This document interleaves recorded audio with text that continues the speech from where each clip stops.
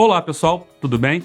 Eu sou o professor José Carlos Siciliano, sou mestre em saúde da família, especialista em anatomia e biomecânica, e a gente vai falar com vocês hoje sobre o sistema esquelético, sobre osteologia, os ossos, né?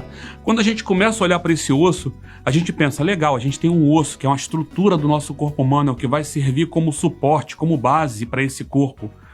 Aí você pergunta, qual é a função dele? Simples. Eu sempre brinco lá, né? Você vê, proteção. O osso ele tem uma função de proteção, ele protege, né, os meus órgãos vitais. Quando eu olho para o outro osso, ele tem a função de suporte, ele serve como um arcabouço, ele serve como ponto de fixação de tecidos, de estruturas nesse corpo, ele forma um arcabouço do nosso corpo. Uma outra função desse osso que a gente tem, quando a gente olha para ele, é uma função de movimentação. O nosso esqueleto, na verdade, o nosso corpo, ele se movimenta como se fosse um braço de alavancas, né? A gente tem um osso, o músculo e a articulação, que a gente também vai falar do músculo da articulação. E esse braço de alavanca, nessa alavanca, essa barra rígida, é esse osso que vai fazer o movimento, né? Quem vai gerar essa força aí são as outras estruturas. Quem vai dizer o movimento, como é que é feito, é a articulação, mas a força ali, o movimento da estrutura rígida é dado pelo osso. A gente tem uma função de depósito de minerais quando você olha para esse osso. Então a gente fala lá que ele tem minerais de fósforo, cálcio, potássio, tem tudo essas estruturas presas no nosso osso lá, e à medida que o meu corpo precisa, ele vai liberando, tá? E o meu osso ele também tem uma função hematopoética. A medula óssea dos ossos longos, ela tem a função ali de produção de células sanguíneas. Então a gente vê lá, né? Eu sempre brinco nas aulas, por que será que as mulheres dominam os homens? É porque a gente fala o seguinte, né? O P, né, de por que seria proteção, será o suporte, mulheres, movimento, né, dominam. A gente fala do depósito de minerais e homens, a gente fala justamente da hematopoese. Então por que será que as mulheres dominam os homens? É uma brincadeira que a gente faz em aula para poder decorar as funções do nosso esqueleto. Um outro ponto importante quando a gente olha é que esse esqueleto ele é dividido. Ele é dividido em dois esqueletos. Um esqueleto que eu chamo de esqueleto axial, e esse esqueleto axial, ele tem uma função de proteção, aí a função principal desse esqueleto axial, né, que forma o eixo central, composto pela cabeça, pela coluna vertebral e pelo meu tórax, ele tem essa função de proteção, e eu tenho o esqueleto apendicular, que são os meus membros superiores e membros inferiores, que ele tem a função de movimentação. Quando você olha para esse esqueleto, legal, esqueleto axial, aí você olha para ele, cabeça lá, ela protege o encéfalo, a minha medula espinhal, a minha coluna vertebral protege a medula espinhal, e o meu tórax protege quem? Os órgãos vitais. E aí você vê que esse esqueleto ele é composto por ossos. E esses ossos são estruturas que a gente vai olhar para eles, e eles simplesmente vão ter diferença em termos da sua composição. Eu tenho 3 tipos de substâncias principais. A gente fala lá, né?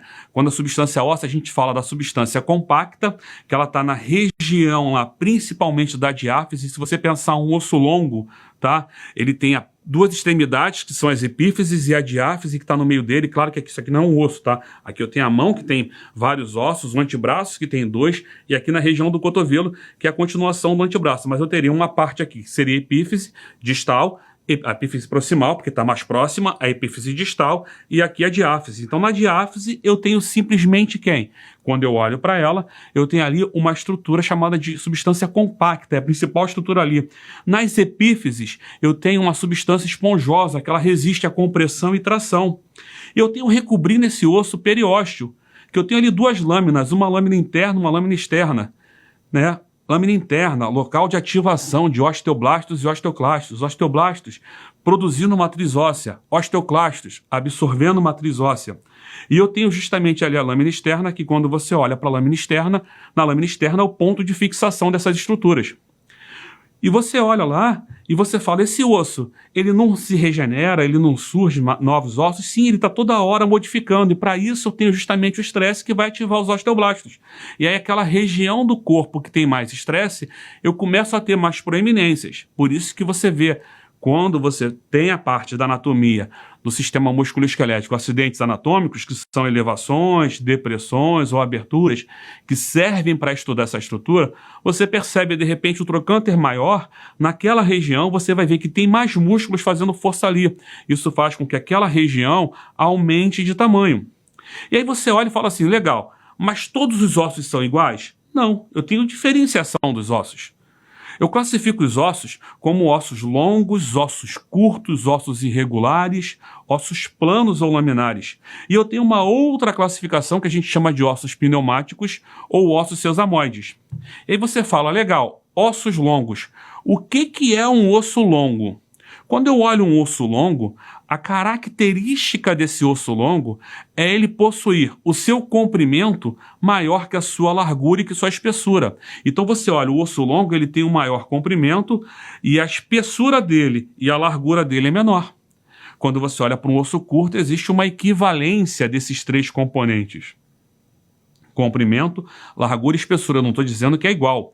Quando você olha um osso plano, esse osso plano, ele simplesmente você percebe que ele tem o comprimento e a largura predomina sobre a espessura. É como se você olhasse, não é um osso, porque a mão, como eu falei, não é, tem vários ossos. Mas pensa na mão, o comprimento e a espessura estão predominando sobre a largura. Então, é uma característica. Quando a gente olha isso para essa estrutura.